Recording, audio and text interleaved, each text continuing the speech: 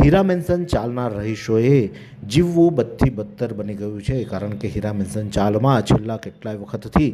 ગટર ઉભરાવાની સમસ્યા વર્તાઈ રહી છે અને તેઓ દ્વારા જ્યારે રજૂઆત કરવામાં આવે છે ત્યારે માણસો જાય છે, માત્ર સળિયા મારી લે છે અને અડધો કલાક બાદ ફરીથી ગટર ઉભરાવાની શરૂ થઈ જાય છે,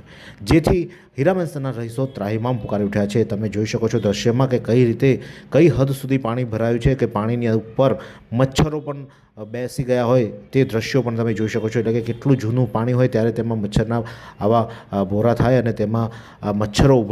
ઉદ્ભવે ત્યારે આ મચ્છરો લોકો માટે જીવલેણ પણ સાબિત થઈ શકે છે। ત્યારે કોઈ મોટી જાનહાનિ થાય, મોટો રોગચાળો ફેલાય તે પહેલાં નવસારી મહાનગરપાલિકા દ્વારા આ જે ગટર ઉભરાની સમસ્યા છે હીરા મેન્શન ચાલમાં તે ત્વરિત નિરાકરણ લાવે તે ખૂબ જરૂરી છે, કારણ કે ત્યાં ગણપતિ બાપાનું મંદિર આવ્યું છે અને હજારો ભક્તો